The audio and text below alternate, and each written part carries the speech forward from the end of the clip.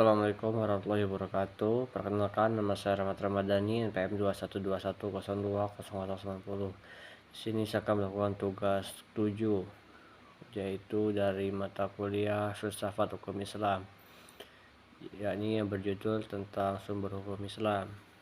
1. Al-Quran. Al-Quran berkedudukan sebagai sumber pertama dan utama dalam hukum Islam. Al-Quran secara redaksional dan makna yang dikandung bersifat qati al-wujud. Maksud dari lafaz Al-Quran dan pesan dikandungnya terjamin keautentikan dan otoritas kebenarannya. Jaminan keaslian Al-Quran dapat mendapatkan langsung intervensi langsung dari pemiliknya, yaitu Allah Subhanahu wa Ta'ala. 2. As-Sunnah. Sebelum dijelaskan bahwa Al-Quran sebagai sumber utama dan yang paling utama dari hukum Islam yang bersifat global yang membutuhkan penjelasan secara operasional, Nabi Muhammad sebagai penyampai ajaran Al-Quran diberi otoritas oleh Tuhan untuk menjelaskan lebih lanjut apa yang diwahyukan kepadanya.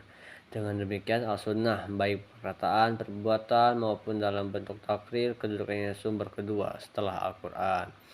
Akal dan proyeksi ijtihad, yaitu satu akal menurut Al-Quran, yaitu bahwa memperhatikan alam sekitar dengan otak, yang dimana otak adalah organ tubuh akal. Artinya akal itu sendiri dapat digunakan, terdapat di dalam otak seseorang yang digunakan untuk berpikir dan menjelaskan pemikiran itu, maka lahirlah suatu ide atau gagasan mengenai suatu masalah yang dipikirkan. Akal dengan makhluk hidup lainnya seperti hewan dan tumbuhan. Berdasarkan perspektif Islam, peran akal dibagi menjadi dua, yaitu 1.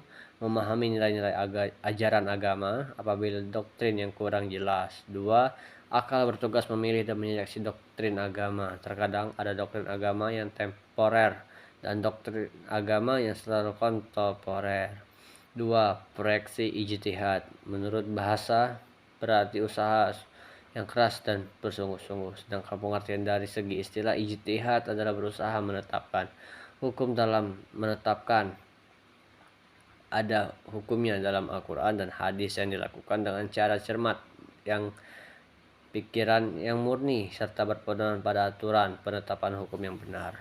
Rujukan ijtihad dapat tetap pada Al-Quran dan hadis, dalam arti bahwa penetapan hukum ijtihad tidak boleh bertentangan dengan ayat-ayat Allah Subhanahu wa Ta'ala atau ajaran Rasulullah Sallallahu Alaihi Wasallam. Ijtihad diterapkan dengan beberapa cara, antara lain ijma dan qiyas.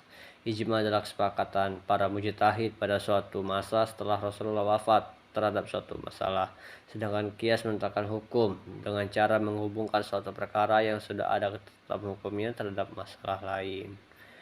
Sekian materi yang dapat saya sampaikan. Saya akhiri.